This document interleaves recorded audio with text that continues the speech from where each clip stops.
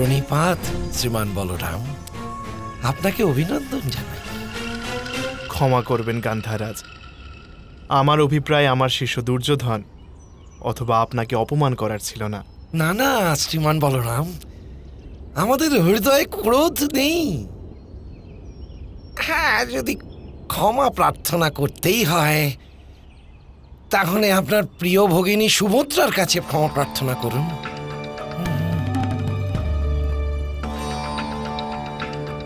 আমি আপনার কথার তাৎপর্য বুঝলাম না।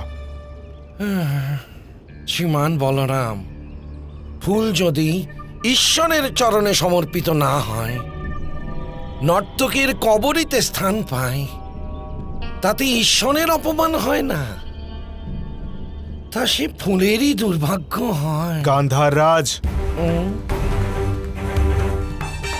আপনি আমার ওপর কুপিত হবেন না শ্রীমান বলরাম, আমি নির্দোষ। আপনি জানেন না, দ্রুপদীর কন্যা যখন 5 পাণ্ডবকে বিবাহ করতে বাধ্য হন, তখন উনি এই 5 পাণ্ডবকে দিয়ে একটি প্রতিজ্ঞা করিয়েছিলেন কি ওনারা দ্বিতীয় বিবাহ তো করতেই পারেন, কিন্তু তাদের দ্বিতীয় পত্নীকে ইন্দ্রপ্রস্থে আনতে পারবেন না।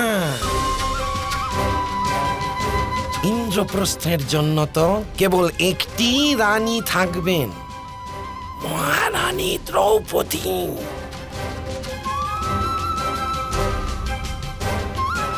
আর অন্য কেউ না।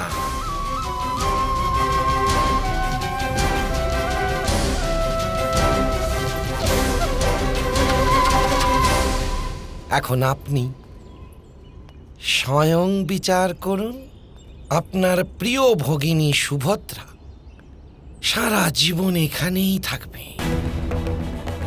আর হ্যাঁ, অর্জুনের যখন ইচ্ছে হবে তখন আপনার প্রিয় ভগিনীর কাছে অবশ্যই আসবে।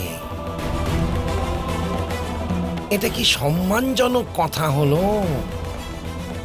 সমগ্র আর্যাবর্তে আপনি হাস্যরসের খোরাক। আপনি আমার মিত্র, আবার প্রিয় দুর্যোধনের গুরুদেবও বটেন। এই জন্যই বলছি, যদি আপনার বিশ্বাস না হয় তো স্বয়ং জেনে নিতে পারেন।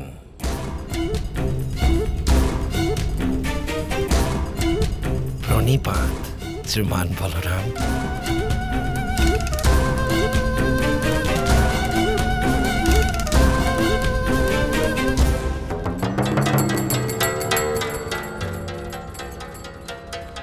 বাসুদেব, মামাশ্রী।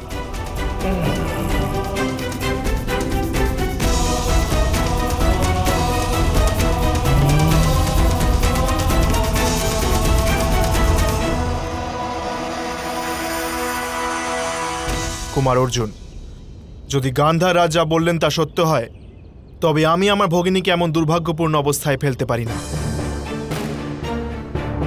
আর যাদব বংশের এই অপমানও আমি সহ্য করব না।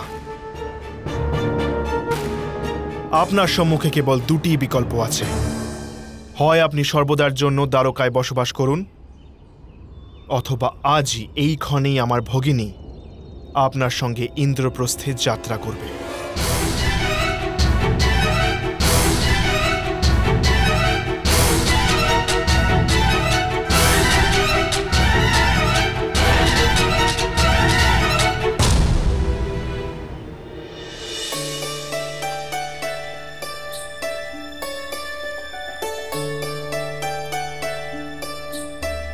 প্রণিপাত মহারানী। রাজকুমার অর্জুন নিজের তপস্যা পূর্ণ করে ফিরে আসছেন। ওনাকে স্বাগত জানাতে নগরদ্বারে উপস্থিত হওয়ার আদেশ করেছেন মহারাজ। নববধূকে বরণ করতে বরণডালাও নিয়ে যেতে বলেছেন উনি।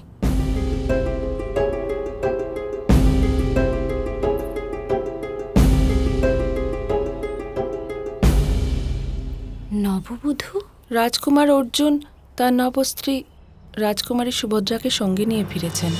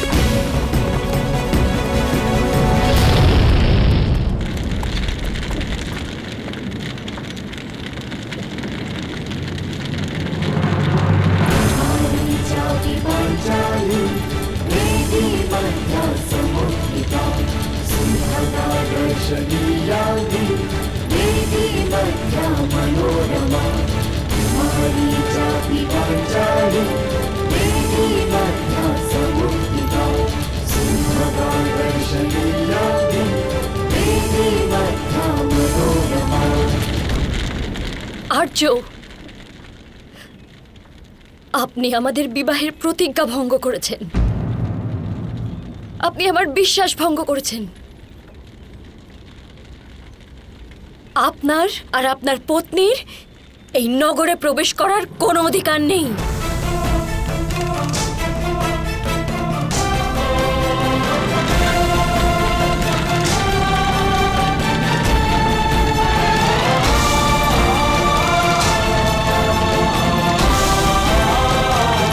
পাঞ্চালী,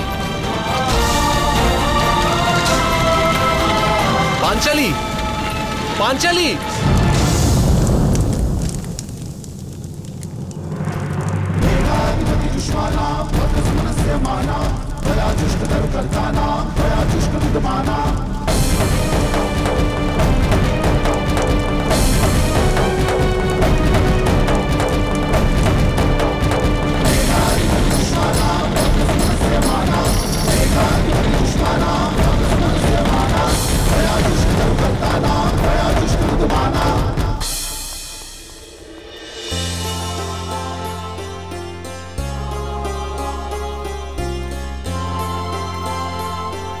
প্রণিপাত জ্যেষ্ঠ ভ্রাতা। কল্যাণ হোক অর্জুন। তুমি পাঞ্চালীকে ভীষণ কষ্ট দিয়েছ অর্জুন। আমি অপারগ ছিলাম জ্যেষ্ঠ ভ্রাতা। ভ্রাতা বলরাম আমাকে আদেশ করলেন বিবাহের পর হয় আমি সুভদ্রাকে নিজের সঙ্গে নিয়ে আসি অথবা স্বয়ং দ্বারকাতে বাস করি। আর মাতার আদেশ আমি শীঘ্রই ইন্দ্রপ্রস্থ পৌঁছে রাজসূয় যজ্ঞ করায় আপনাকে সাহায্য করি।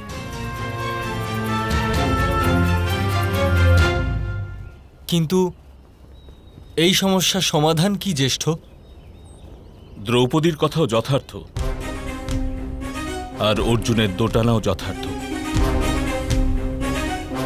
জ্যেষ্ঠ, আমাদের পাঞ্চালীকে এই বিষয়ে বুঝিয়ে বলার প্রচেষ্টা করা উচিত।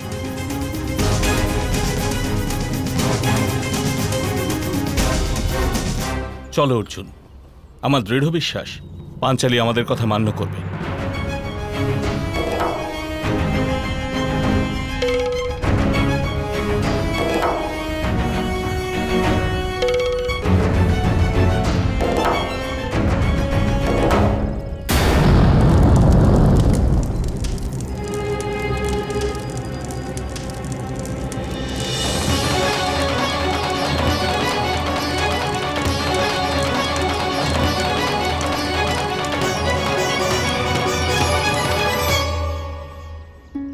আমরা যেখানেই থাকি আমাদের কেবল একটিই রানী হবে, আর সে হবে রাজকুমারী দ্রৌপদী। এই প্রতিজ্ঞা করছি।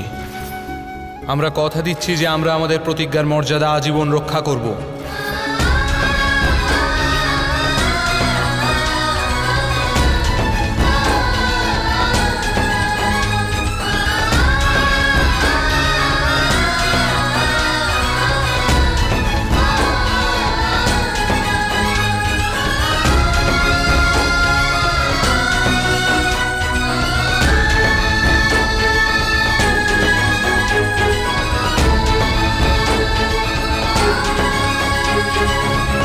পাঞ্চালী,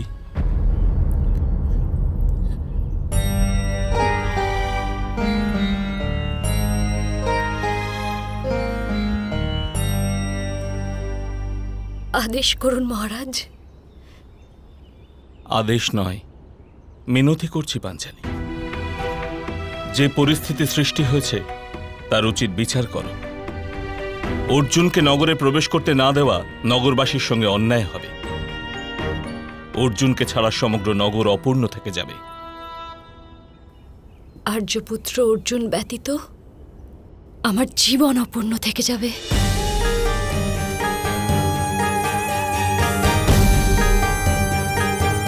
একটি প্রতিজ্ঞার জন্য আমার সমগ্র জীবন তপস্যায় পরিণত করেছি আমি। আমরা সকলেই আর্য। ইন্দ্রপ্রস্থে পাণ্ডবপুত্রদের আর কোনো স্ত্রী প্রবেশ করবে না, এই প্রতিজ্ঞা আপনারা সকলে করেছিলেন। আর্যপুত্র অর্জুন সেই প্রতিজ্ঞা ভঙ্গ করে আমাদের সকলের তপস্যা বিফল করতে পারেন না।